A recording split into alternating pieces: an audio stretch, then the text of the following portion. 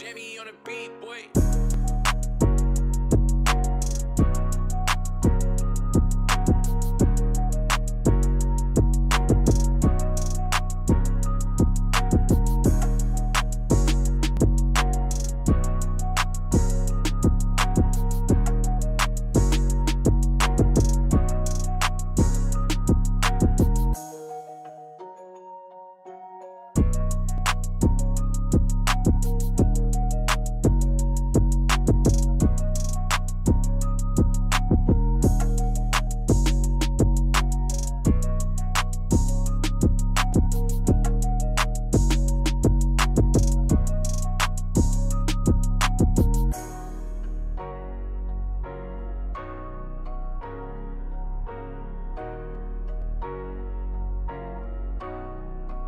Jimmy on the beat, boy.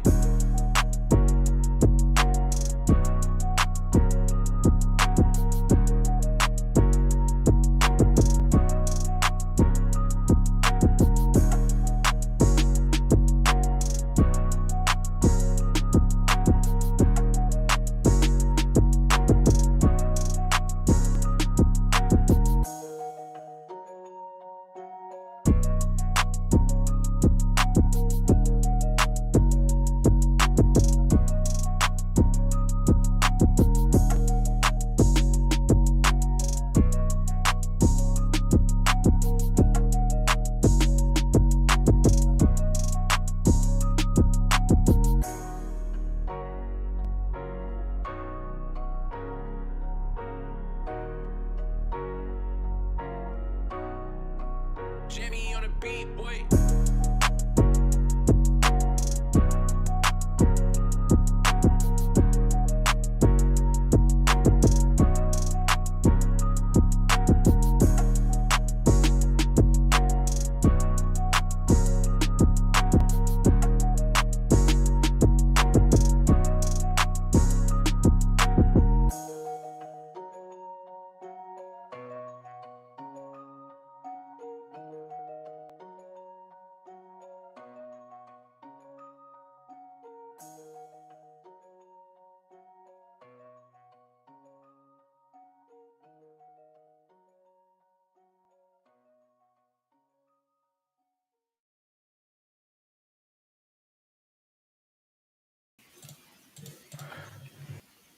What's going on, everybody? Welcome to the Gin College Podcast. I'm your host, as always, John J. II, here with Cody Almasy.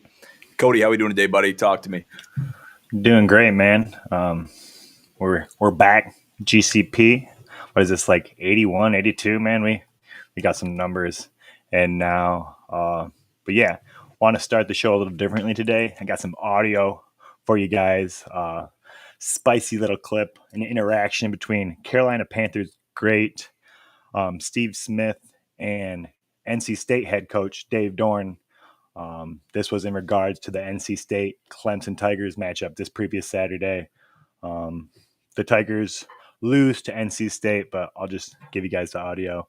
And here we go. Has been struggling. They're not the Clemson we've loved over the years. But NC State, unfortunately, they're waiting for basketball to start. Yeah, you're right. You're right. Tell Steve Smith in the studio this ain't a basketball school. He can kiss my ass. That's Dave Dorn telling Steve Smith to kiss his you-know-what after NC State Wolfpack upsets Clemson. The Tigers fall to 4-4, and Dave Dorn wants some respect. He says, we may be a basketball school, but we're also a football school. So just thought I'd start the show nice and spicy for you guys. A little icebreaker, if you will, before we get into some more hot topics. You know, it's so interesting because it's just the negative connotation that's been attached to being a basketball school, quote unquote, has just taken the world by storm. You can see it right here with Dave Dorn and Steve Smith going at it on different occasions. Steve Smith wasn't in the room for the second interaction, but it was funny nonetheless. And Dave Dorn was waiting for that moment. He was waiting for that moment so he could have the last laugh. and he did. So that's funny stuff, and you're going to see that all the time. I mean, I guess what is the actual meaning behind the negative connotation attributed to being a basketball school compared to being a football school? Does that mean it's harder to be a football school than be a basketball school, or what's the deal there? I think it just kind of starts because some of these schools had no football identity, if you will, but then they're blue bloods when it comes to basketball, that being like Kansas and Duke, some of the perennial powerhouses of basketball through the ages with historic legacies attached. That's kind of NC State. It's a little less recent than Kansas and Duke, but I think that's where it all stems from. But it kind of is getting put to bed because that's with NIL and all these athletes kind of transcending the schools themselves. We're kind of seeing the lines blur, and basketball schools are having success in football as well. Makes sense. It's just an interesting phenomenon how that makes up the argument. But yeah, like you said, with NIL and everything else going on, the lines can be blurred quite easily. And I mean, just to be a school known for something, a sport, I think is worth some credibility. Yeah, they talked about this on the Dan. I can't think of his name right now, man. I'm blanking. Dan Patrick show. Wow, you're disrespecting one of my idols. The Dan Patrick show, and they kind of dissed NC State a little bit further. They said they're just a school. They said they're not even a basketball school anymore. So they're just a school. That's what the rumors are. But another phenomenon I'm interested in is who showed Dave Dorn that audio or that video clip so quick so he's able to react to it in a post-game presser when he's trying to get a football team ready to upset Dabo, Clemson, and Sweeney. But he might just be in tune. I mean, he's just in tune with the current events, with what's going on. If he hears his name or his school talked about, it's like he has eyes and ears everywhere. Yeah, he's locked in. No zero, dark 30 for him. But let's tackle some other topics we have on the agenda for tonight. One I don't really want to talk about, but it's all that anybody is talking about. We got to talk about it. To Jonathan to take this one away a little bit. We got to talk about it. Everyone gather around. Let's talk about it. So sign stealing, cyber crimes is basically surrounding Michigan right now. And Michigan fans are ducking in fear because they don't want to be under fire. They're like, okay, let's just have a good season. Let's just play football. Let's keep our heads down. Let's keep our noses clean. And let's just play football and let's just sit back and enjoy the season. Because it is enjoyable if you're a Michigan fan. So with all this stuff going on, yeah, it's a lot of it's noise, but it's just really crazy to see it develop and really grow into what it's became. And I don't know if you have any words to say, Cody, but it's just kind of, I mean, a lot of it is noise. Like I said, I mentioned that. But how much truth is there to this, and how much of a microscope? Obviously, it's going to be amplified because it's Michigan, because they're undefeated, because they have a CFP caliber, championship caliber team. But what do you think is going on here? How does the team deal with the noise, and how do fans keep a level head amongst all this stuff happening? Yeah, I mean, the team, in regards to the team and how they're feeling, I think they're kind of just what you said. They're ducking it all. They're just trying to stay focused next game, and this is all really out of their control. So I think that's where they're focused. It's a team who is pretty good at getting dialed in and canceling out that kind of noise. But from a fan's perspective, it's hard right now. That's all you're hearing. It seems like another shoe is dropping, or there's some kind of report from, not a huge media source, but just media sources nonetheless. And they're all just following whatever clues and reports that they're getting their leads on. So can't hate on them too much. They're just supposed to be, there's just a lot that's still in the wings. There's a lot out there that's kind of muddied up. And as a Michigan fan, all you can really do is wait until, that shoe does drop. If we get some action from the NCAA, which is probably not likely this year, But last night there was a meeting between the Big Ten commissioner and the coaches, athletic directors. Jim Harbaugh, he's in the meeting initially, but then he steps away so that they can have a conversation about Michigan without him there, unaffected by his presence, and just trying to tread lightly. And the Big Ten coaches, they were calling for action. They want something to happen immediately. They would like to see Michigan kind of get shut down, because the NCAA, they move very slowly in their investigations.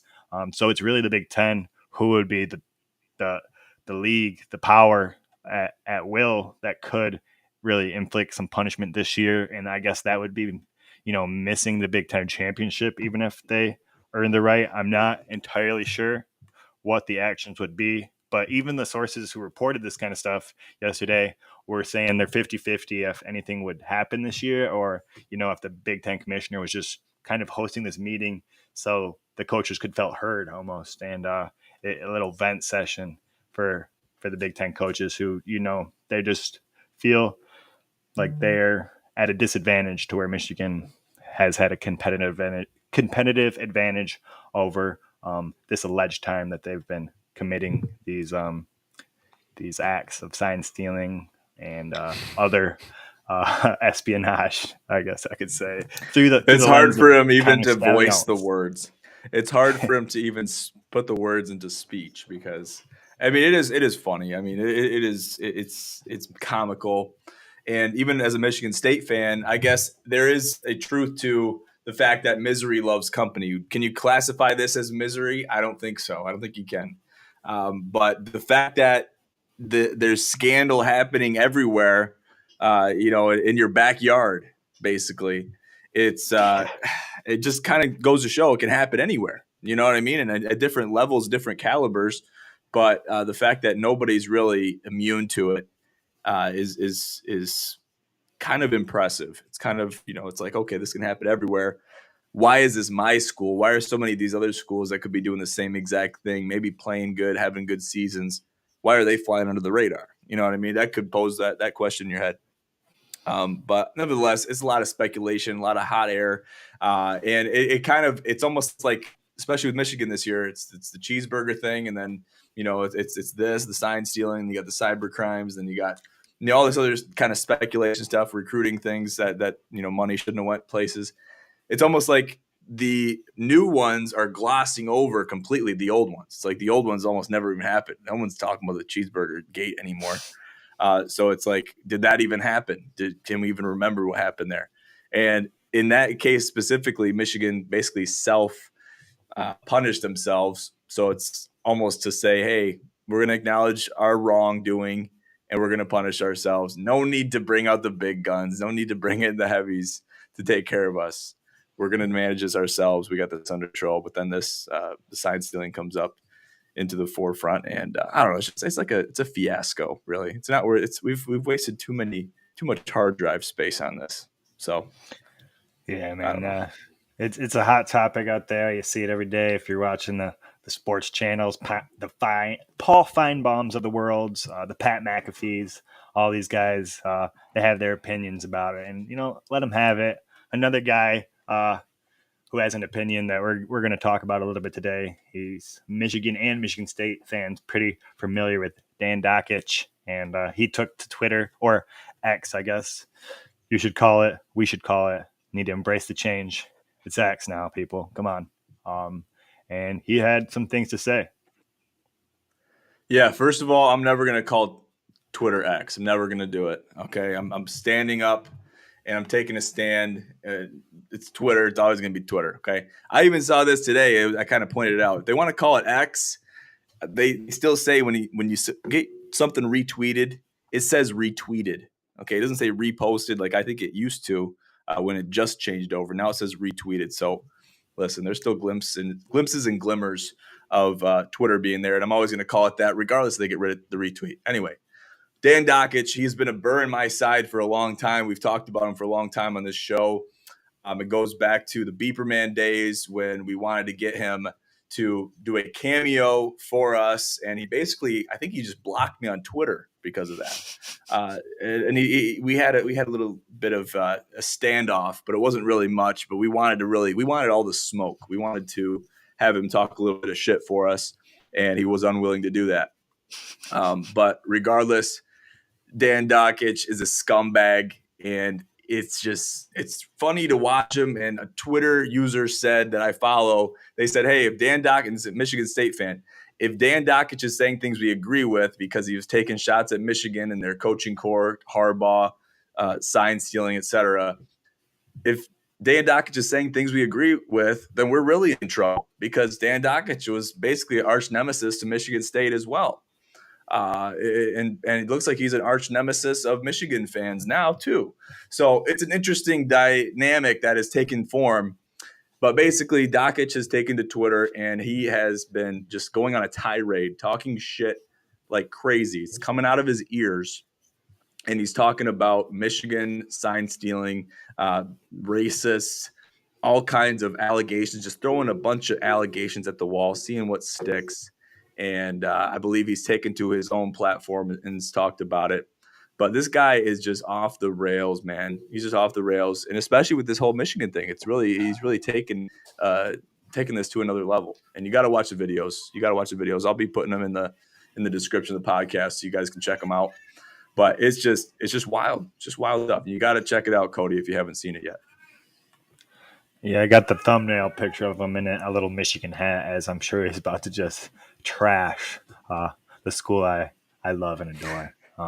So it's comical stuff, man. It's comedy. I'll give it a watch, and I'm sure this isn't the last we have heard of Dan Dockich. Yeah. And as far as, I'll just wrap it up, this whole Michigan sign stealing scandal for this week, because I'm sure we'll be talking about it, if not next week, the week after, or when we're playing Penn State or Ohio State. It's going to rear its ugly head again. Even if it dies down, it's going to come back. But all I'll say for now, if you're a Michigan fan, hey, they're not going to listen to anything we say about it anyway. We are guilty in the court of public opinion, so let's embrace it. Every story has a villain. Let's be those villains, man. The Lions are the villains. Why not the Wolverines? Fits perfectly hand in hand. I know we've always been America's sweetheart. Maybe that's just how we view ourselves, but that time is dead. Jim Harbaugh, he's our man, and we're going to ride this into the sunset. It might be the last sunset, but hey, that's what we're going to do. Embrace it, and let's go get ourselves a natty. There you go. That's all you can do. And that's kind of what we're doing over here too. And that brings us right into the next topic. Cody, I'll let you introduce it for us. It does indeed, because as of just the last 48, 72 hours, the Urban Meyer to MSU rumors have caught fire once again. And there's reported interest on both sides. Connor Muldowney, he believes that it's more likely than not that he will be MSU's coach. And, I applaud the Spartans. If this is what they're doing behind the scenes, are going to get this done. That's baller moves. That's big money moves. That's top 10 tier moves. Because Urban Meyer, no matter the baggage he brings, he knows how to win college football games like nobody's business. And it's not like he's been away from the game either. He's been in the broadcast booth. He does like breakdown of film stuff on two different networks. So Urban is ready to go. And Matt Ishba and Spartan boosters, they got the deep pockets to go ahead and go get this. So I love what I'm hearing. It sucks for Michigan fans because this dude hates the Wolverines, and he'll have a chip on his shoulder every time the Buckeyes come to East Lansing or you guys go to Columbus. And hey, that's a Spartan's dream, and at least from an outside perspective. I'd like to hear what you have to say. Oh, definitely. I'd be happy to. So, listen, this is music to my ears. This just made my Thursday when I heard this, and it basically has made my whole week because this is taking storm. It's like a wildfire. It's taking storm. So I follow a guy on Twitter. His name's Justin Spiro. host of the Spiro Avenue show, has his own podcast. Maybe we'll get him on here at some point. Who knows? But he's been talking about this for a long time. I even hinted towards it in some earlier episodes of the GCP. And I've tweeted it. I've said a lot of things on social media about it publicly, and just how good of a puzzle piece fit it would be for Urban Meyer to land in East Lansing. We've talked about it. We've gone through the Venn diagrams and talked about the cross, the T charts. We've talked about everything and how good of a fit it would be. And Cody, you mentioned a few of those things as well. This Justin Spiro guy wants to take credit for, the whole Urban Meyer thing. And it's almost taken a form where it's, you speak about it so much, and it died down for a little bit. It was all hype. It kind of got debunked and it went away for a very short time. And then now it's right back in the fold, maybe even more than it was originally. And it's taken on a new form. It's became a new animal. And he wants to take credit for it. And the hashtag raise the flag has become a common term, common hashtag on Twitter as of recently. And you know what? I don't need the credit. Give it to Justin. Let him have it. Because if this happens, I'm hoping and praying for the betterment of the Michigan State Spartans and their football program. We talk about a guy that is welcome to scandal, a guy that can bounce back from scandal and really rebrand himself, rebuild himself. If he can do that for himself, which is hard enough to do, he can definitely do that with a program that has a tainted name, I guess we could say, as a Michigan State fan. So if he can come in and do that, revamp this program, do what he has to do recruiting-wise, bring on some of his own people, and just go balls to the wall with it. Go rogue. You have nothing to lose. You've already, had a ton of accolades where you can fall back on. Your legacy is made. You can't hurt yourself any more than you have. Different scandals, different, meetings and pictures with co-eds in Columbus, bars and whatnot. It can happen. You can rebrand yourself. You can recreate your image. And he's already done that to an exceptional degree. Why not do it and take it to the umpteenth level and go on and coach the Michigan State Spartans, baby? Why not? Come on. I would love to see it. Cody, I know Michigan fans might be shaking their boots hearing about it, whatnot. They know what Urban's capable of, and the just waves and waves of torment that he brought to the Michigan Wolverines over the years. But just to bring some good coaching, some good football back to the Big Ten, I mean, it would be a breath of fresh air, I think. Yeah. Hey, like I said, as a fan, as a pure Michigan fan, it definitely scares the hell out of me because that guy knows how to beat us. 7-0 against the Wolverines in his time in Columbus, has a bar called 7-0 in that city. And so if he builds another bar, whatever in East Lansing, dude, I don't know if I'm going to be able to stomach that. But from, just a pure love of the game and even the rivalry, I'd love to see it happen because that's year in, year out. That brings the rivalry back instantly if he's on the sidelines. And as much as I'd hate to see it, I'd love to see it. Exactly. Well said. I think a lot of people are saying that right now, and we'll see what happens. Obviously, as we always do. I'd love to hear from Urban. A lot of this stuff is a lot of these news breaks have been hearsay, kind of been building up the hype. But like I said, strange things happen with stuff like this. You speak about it enough, you talk about it enough, you hear about it enough. It's like this stuff kind of just has its way of working itself out, speaking itself into existence, man. That shit's real. Definitely. And at least, it can get some movement going. Maybe Matt Ishbuzz sees this stuff and he's like, oh, you know what, dude? I'm gonna send a little text to Urban and say, tell me the number, buddy. And the interest is gonna spark from there. So hey, manifestation is a real thing, and we believe it. It sure is. We'll wait and see. GCP. Let's keep it in state for just a little bit longer here. Mad Max Crosby with the big donation to my school, Eastern Michigan, his alma mater. $1 million, big old check up on the live stream. If you guys are watching, he's smack dab in the middle of head coach Chris Creighton and athletic director Scott Weatherby. And it's all smiles. And the Eagles, we will be naming our field after him in just gratitude for his donation to our school. And the fund for what it's for, it says Championship Fund. And Eagles struggling a little bit this year, but this will hopefully, get us going in the right direction. We got all the pieces, just need to execute. Just talking about his time here as an Eagle real quick. He was a student here and an athlete from 2015 to 2018, redshirted his first year, started every game his sophomore year, but it was really, his freshman year, his true freshman year, and then it was really his sophomore and junior seasons where he took off. He had 41 tackles for losses, 20 sacks, a defensive touchdown. It was a pick six.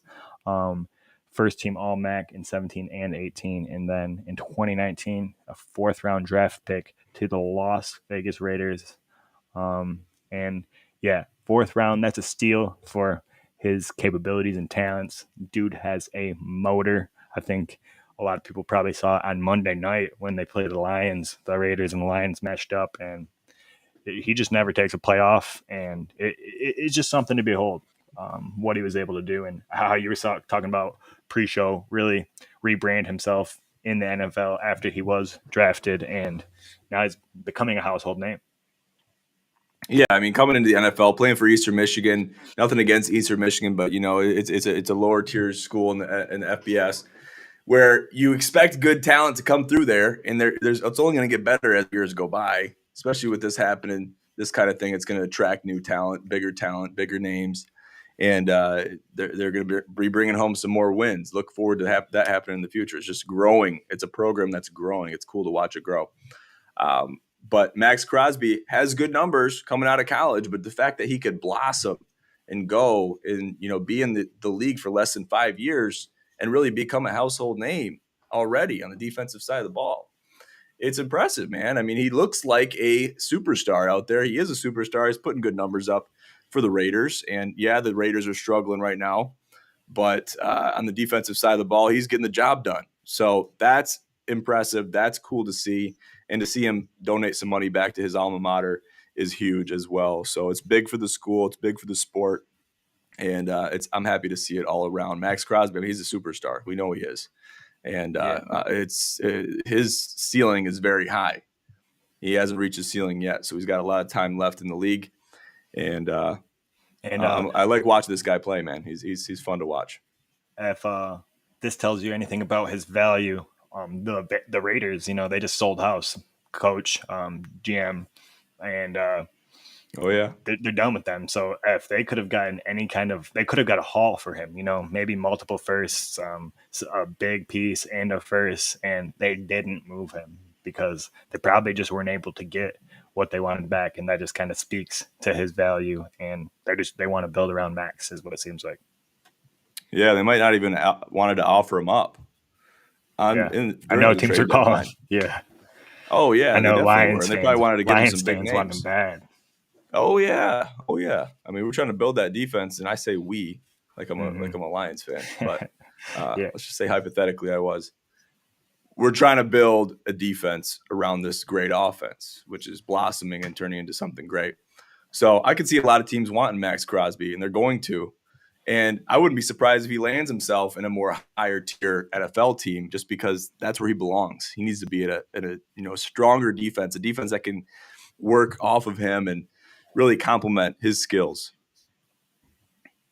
Definitely. Well, let's take it out of state. Let's look at the big picture of the college football playoff to kind of wrap up the discussion on football for the week. And something pretty big happened this week. It was the college football playoff rankings, first release Tuesday night on Halloween. And this one was a little bit scary for Michigan fans as the Ohio State Buckeyes come out as the number one ranked team in the committee's rankings here.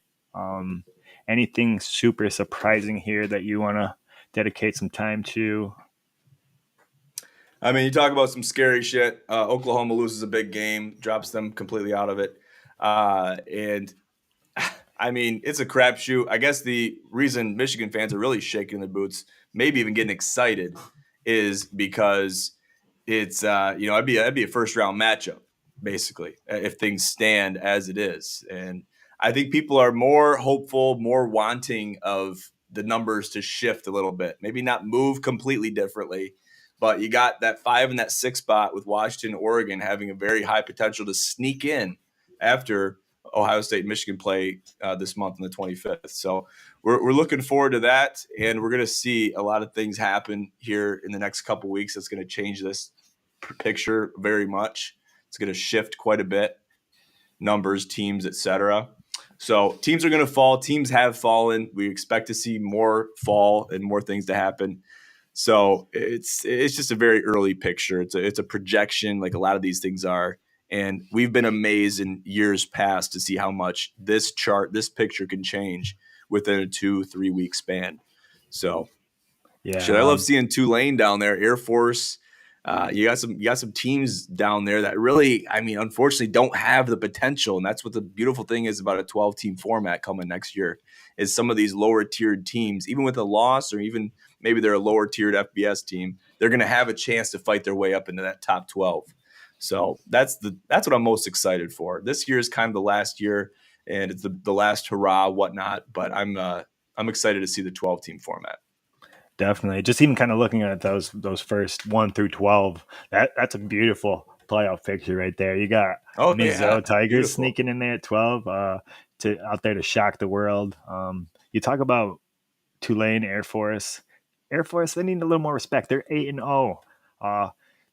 That doesn't happen until Washington. It's 1 through 5 are the only 8-0 teams, and then you don't see another undefeated team until 25. Air Force. I mean, I know they're a military school, but they deserve a little respect at the same time. And Tulane is underneath a lot of 2-loss teams when they only have 1 loss themselves, sitting at 7-1. So there's some stuff in there that just gets me going a little bit. I don't care too much about the Ohio State being number 1. You said these rankings, they don't hold too much water.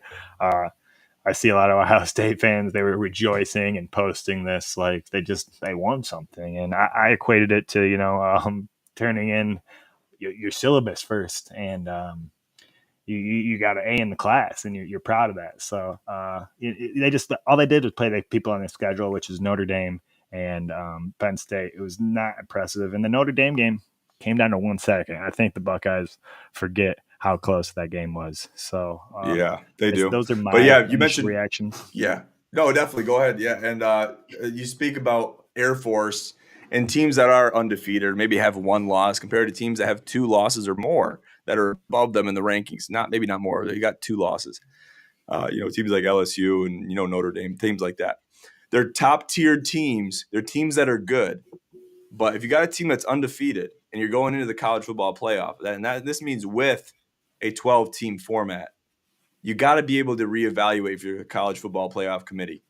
You got to look at things differently. If we have teams that are undefeated, put them at an 11 seed, put them at a 12 seed, even if they're ranked 25, 24, 23. Okay, if they're undefeated and they're in the FBS, they're playing Division I college football, you got to give them one of the high seeds. It can't come strictly down to rankings. Maybe a team with 1 loss or 2 losses gets kicked out because that team that's undefeated, they deserve to be there. So yeah. I expect some changes to be, go underway when it comes down to, Selection Sunday. What's going to happen? These guys, these committee members are going to have decisions to make.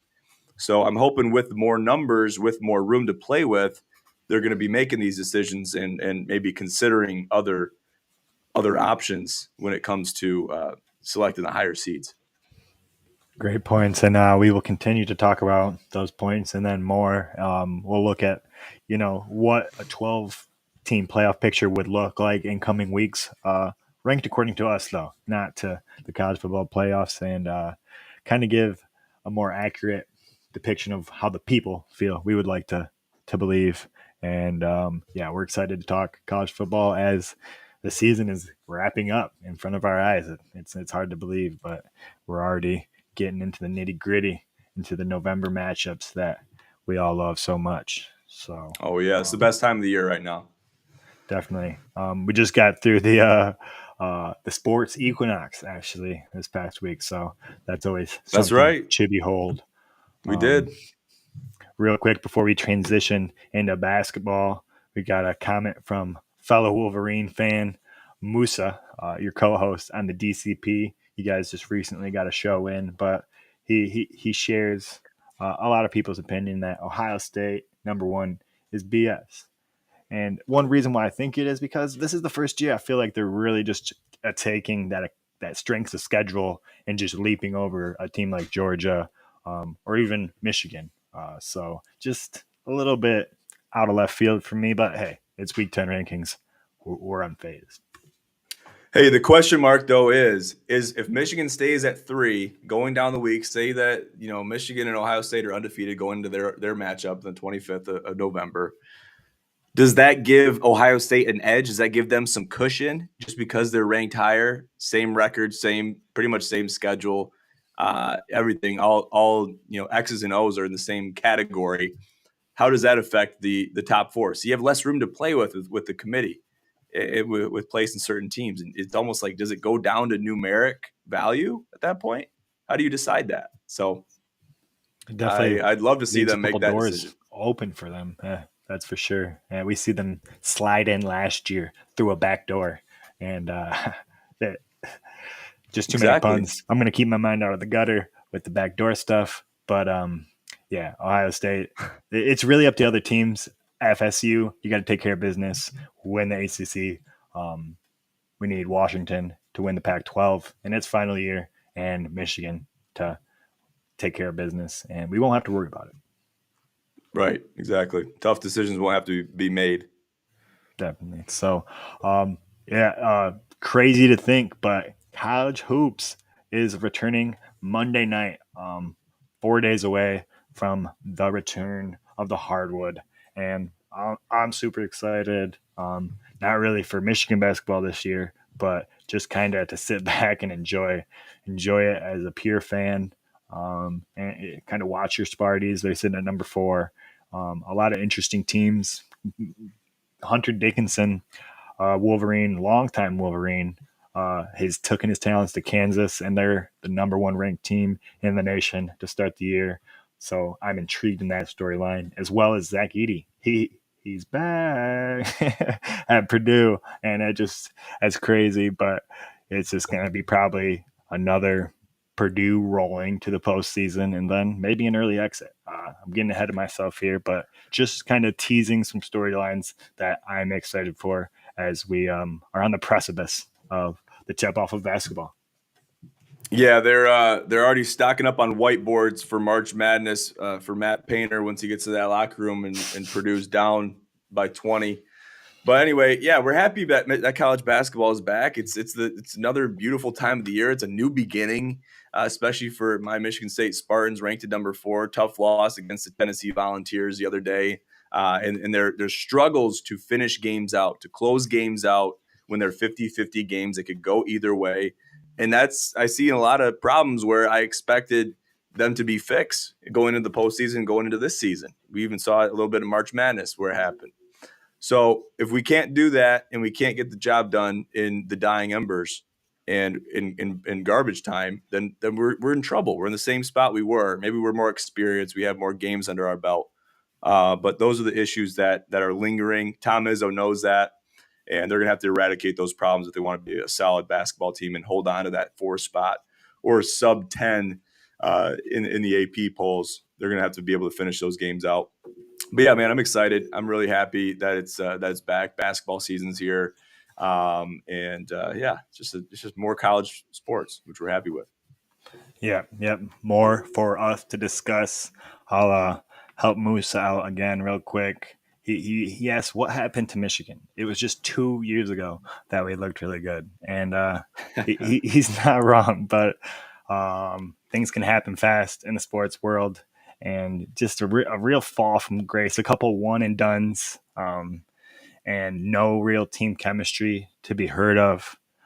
Jawan in some questionable situations, scenarios, play calling, and conduct alike, and miss the NCAA tournament with the level of success Michigan basketball has had over the last decade. Is just really not acceptable. And then you're one of the favorites to win the NIT, and you a second round exit. Just pretty embarrassing, and the program's in a tough state right now, Moses. So when you see Michigan yeah, playing, maybe just watch the Eagles instead. I don't know. right. You gotta have to. I mean, they're probably better to watch the Eagles, and you'd have a better time watching the Eagles. But it goes the same way for football. I think the Michigan fans will speak to this. Playing against a Michigan State team in the Paul Bunyan game, it just wasn't as fun. It couldn't have been as fun for Michigan fans. And playing Michigan, being Michigan State in basketball the last couple of years, it's like, what the hell are we doing? And it's like, we want to be playing a good Michigan team. We want it to be a 50-50 game. It can go either way, no matter whose house we're in. We're at the Breslin, we're at the Chrysler Center. We want to expect a good game going down to the wire within 5 points, going, with a minute left.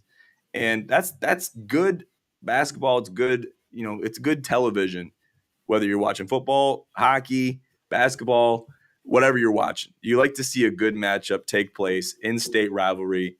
You like to see it be a game, be a contest, and that makes the win more satisfying. So, and it also makes the loss a little more heartbreaking as well.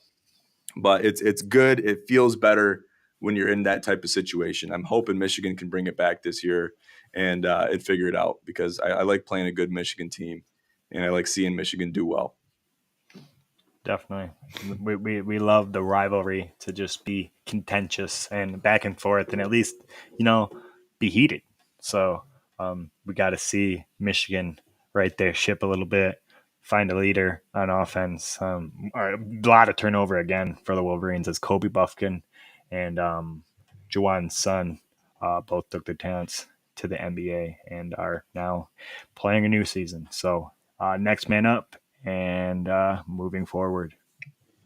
Yes, sir. We can't gotta talk about college basketball, without mentioning this man. Talk about Bobby Knight. Gotta talk about Bobby Knight. Rest his soul. God rest his soul. Passed away at the ripe age of 83. He was dealing with and battling some health issues, and he is the forefront of college basketball. They had a college basketball video game. It would be Bobby Knight on the front, and he stands atop with the Coach K's, with the John Woodens, the greats, the legends, the Hall of Famers of the game. And it's sad to see him pass, and he was a great legend. We will live through him in our college basketball fandom forever. And he set the stage. He really set the stage for Indiana basketball and college basketball as a whole. And he rewrote the playbook, essentially. He coached a different way. He had his own way of doing things. It was respectable to see that. And kids loved to play for him. They would do whatever it took to play for him. And they knew it was going to be tough. They knew it was going to be grueling, and he was going to be on their ass and chewing them out, calling them every name in the book. You've seen it before. You can't get away with that shit nowadays. But it's a beautiful sight to see. I wish more coaches did that. I know Tom Izzo has taken a lot of pointers and a lot of plans out of the Bobby Knight method playbook and way of doing things. So sad to see him pass, but his legacy will live on forever.